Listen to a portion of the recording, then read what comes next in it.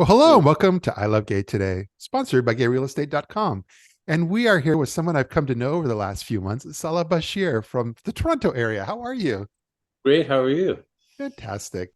I love all the things as I've come to know you over the past few months. I've learned it's like an onion unpeeling as far as the things that you've been involved with. And I've had no idea, which of course we'll have a fun time touching on, but basically you've got a book and it's almost like a culmination of so many things that have been an entire lifetime of experiences. Yeah, it's called First to Leave the Party, and it's a few little encounters with some famous people who I Yeah. got to know and befriend, and over the last 50 years or so. Yeah, well, I love the quote on the front of the book. My life with ordinary people who happen to be famous. it's it, Well, it I mean, sets a good tone.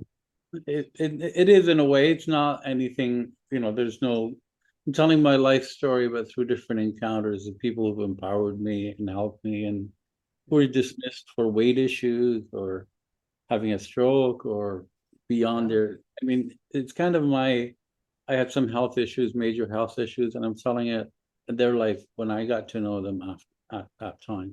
Yeah. And so with Marlon Brando having a barbecue in my parents' backyard in a suburb of Toronto. It That's was the so fucking hot. If it's I bet. But that's the whole thing. That's the whole, it's like every chapter of your book is just a different encounter with people that we all know. But I mean, the list you have, it's overwhelming. I mean, it's Elizabeth Taylor, Doris Day. I mean, you've got so much content in there. in quite a few cases, I actually thought of, went and tried to find them, and it was different through basically, I mean, in journalism, they had a story to tell, we had a story to get, and Yeah. in the years, it's like, I don't remember who you are, but here's my story, and I got to meet my friends right Yep. after, and so Yep. he's giving me, and there wasn't publicists telling you can only talk about this or that, and you got 8 minutes, and Yeah. but it was a really, it was highlighting their career, and people had mostly forgotten about them, Yeah. and so that's some of the stories come out that way. I mean, I got to know Ella Fitzgerald pretty closely, and she performed in Toronto at something called the Imperial Room, a small old cabaret, and she loved Toronto. Okay. And I brought her, Lebanese kibbeh because she had performed in Lebanon and stuff like that. So, Yeah. Well, you've got even some favorites of mine because I'm almost 10 years younger than you, so we're close. But so in my world, it was more like Mary Tyler Moore and some of those. But I loved when I saw those names come up. well, Mary Tyler Moore, I've always admired and loved, and we Yeah. bonded over going to the bathroom to shoot up for insulin. I mean, um, saying I need to shoot up in New York at a fundraiser. Sometimes you get funny looks, and Yeah. our way to the bathroom, so we both check our sugar and see whether before we can eat. And so, Yeah. and I also informed the way I do galas because there's always, as soon as you arrive in the room, start on time, but there's a plate you can antipasto plate or something that you can Yeah. eat. Well, what I find is interesting is that I mean, all of this it really ties in because I don't think everybody knows because you've been really out there, and we'll talk about even some of the things you do locally in Toronto, fundraising and so forth.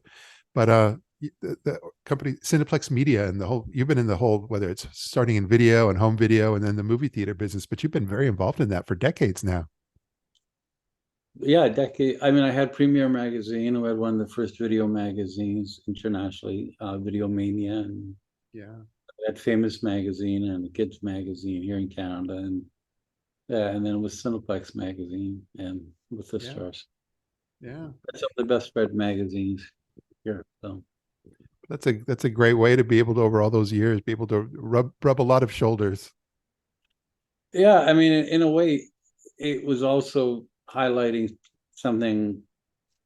I mean, I hate opening nights. I honestly like at galleries or anything. I hate going to things where you have like 5 minutes or want to do something or be seen or posing and stuff like that. And I got to know some of these people, maybe because I really didn't care who they were. Yeah, Like, yeah. and in some ways they were looking for an out to get out. of certain things as well. So Yeah. it's Well, simple, like you want to go to dinner, let's go to dinner. It's like, you know, you've got a project. Hey, let me tell you about my project. are you saying you were low key around them and you didn't go crazy with starstruck the moment you saw them? No, I mean, I didn't. Um, it's weird, but again, we didn't have Google back then. So if I really knew who Ella Fitzgerald was, I may Yeah. have, Yeah. or her importance to music or any of those things. And but there's a fear, there's a fear of getting lost in that whole world. And Yeah. I Yeah. mean, that's part of the title, First to Leave the Party, because for a long time, I wasn't. And, Yeah. and you know what happens at the end of those parties. So, but Yeah. I hear you. And what I love though is even before you, yeah, with the book, kind of going from your career along the way, I know you were very involved with organizations. I know of the 519 there in Toronto is a very powerful organization that helps LGBTQ youth and so forth. And but you were kind of producing and really helping them fundraise with their annual gala, correct? I did the capital campaign when we needed to do a capital campaign. So we started with that. And we needed to tell our story. We needed to tell it internationally. And so I relied on some of my friends to come and perform. And Yeah, Eartha Kitt started it off and waived most of her fee. And again, in this place called the Imperial Room. But I was also quite active in New York and in the Middle East and different things yeah, in the AIDS advocacy and different things. Yeah, yeah, and the 519 is an incredible organization. It's renowned worldwide. It's coming up on its 50th anniversary. It's yeah. had some of the first trans programs in the world, and yeah. I just enjoyed reading all that. In between that and like I saw you raised like $500,000 or more with the St. Joseph's Hospital, and you're even quoted out there as being a fundraising machine. Huh. Well, I beg really well. No, I mean, you rely on friends, and there's a lot of people who are volunteers who help you out, and different people. And it's not always people write the big checks. And Yeah, I think yeah. in business as well. Like, I mean, if you got my first major award was in 1982 as a humanitarian award Okay. from Paramount Pictures Yeah. and with Arsenio Hall. So when I had worked on the Magic Johnson HIV or 92, sorry, HIV video. Okay. And there's a war, there are different things that have happened, and most of it is if you're good to people and you work well with people, people also want to do business with you. So Yeah. it's not Yeah. hard to call out people and there's other people. It's not the same people sometimes the same people get called on for everything, and people don't do their research. If I gave money to this organization, the other people who might have a queer son or daughter or might be an ally that have money. I mean, doing that research and presenting where the money goes and what happens to it is very important. Yeah. Well, everything is coming together. It's only a little over a month away. Your book, you're doing a book launch October 17th, right?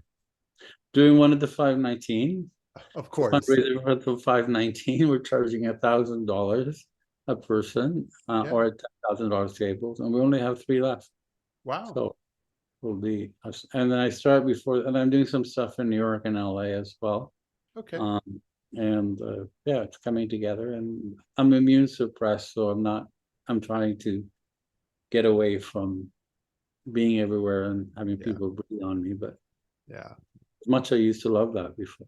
Yeah. But No, I hear you. But when you're doing the book launch on the 17th, that's also a fundraiser, correct? Where you were saying with a for thousand the dollars five, per table, but you're going to be yeah, donating to 519. And I saw a whole list of different organizations that you had there. yeah, there's a lot of organizations I work with Yeah. internationally, so we're getting them free books each, and so we're raising for mostly the volunteers, different things, and so we're raising money for that. Yeah. And my husband did a sketch of me, and so it's pre-signed in Arabic and English. So Nice. Nice. say Well, I'm French looking sounds strange. in French, of course. No, I'm looking forward to all this, and I am going to make sure that when we post this interview, that there's going to be links to your website and social media, so people can find the book and find find where they can, learn about when you're going to be doing book signings and launches and so forth. So we'll make sure everything is there because I know myself, I'm looking forward to when this comes out. Thank you. And it's the first one with pronouns on the cover.